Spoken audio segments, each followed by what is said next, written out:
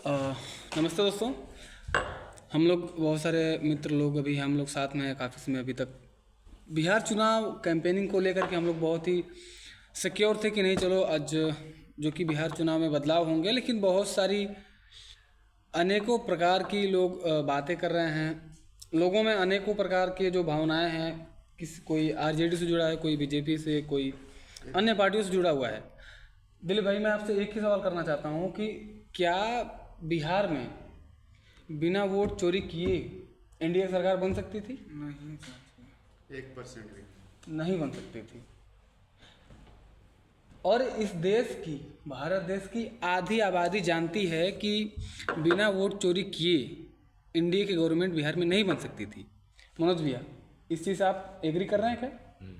जरूर पूरा।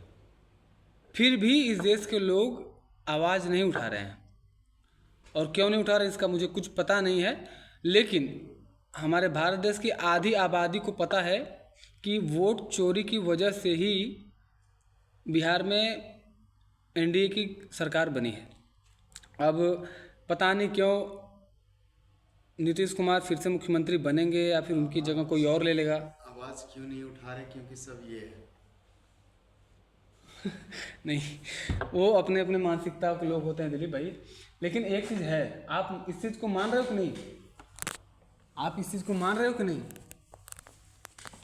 नहीं, ऐसे ऐसे रहने दीजिए, कैमरा ऐसे ही रहने दीजिए ताकि बढ़िया से सारे लोग। हाँ, नहीं नहीं, बढ़िया सही है वैसा। अरे हम लोग कितना मेन मुद्दे पे बात कर रहे हैं भाई साहब।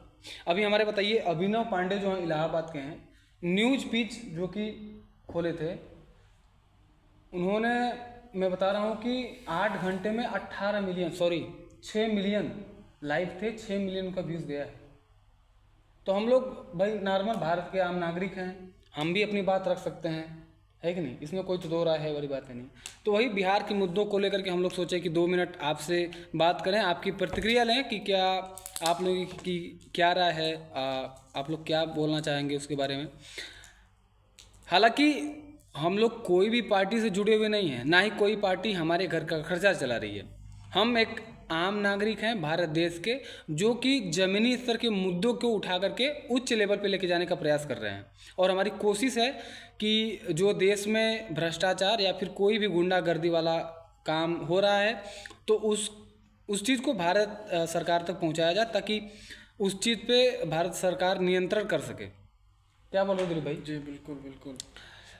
बस यही हमारे कहने का मोटिव था। हमारी वीडियो का बनाने का एक ही मकसद है कि अगर बिहार इलेक्शन में धांधली नहीं हुई है, अगर बिहार इलेक्शन में धांधली नहीं हुई है, तो इस बात को कैसे हम मान लें कि आरजेडी जो जो कि जब राहुल गांधी के साथ थी तो 80 सीटें लेके आई थी, और जब नीतीश जदयू के साथ थी आरजेडी तो 75 सीट लेके आई थी, और आज आरजेडी की सीट की, एक बार बंद करना था ना दिलीप, आरजेडी कितनी सीट निकाल पाई इस बार बिहार में?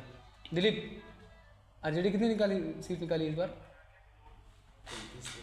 35 से 36। आखिर क्यों ऐसा हो रहा है?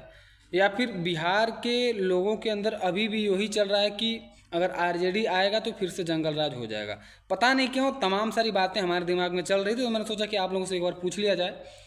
बाकी जो भी आपकी प्रतिक्रिया है कमेंट सेक्शन में बता दीजिएगा। बाकी हम लोग भी सोच रहे हैं कि नहीं, एक उठाएं मुद्दा, ताकि आम जनता की जो प्रॉब्लम है उसको गवर्नमेंट के सामने लाया जाए, जो भी भ्रष्टाचार भरे पड़े हुए हैं उसको सरकार के सामने लाया जाए, ताकि सरकार उस पर नियंत्रण कर सके। बाकी मिलते हैं दूसरी वीडियो में, तब तक के लिए जय हिंद, वंदे मातरम।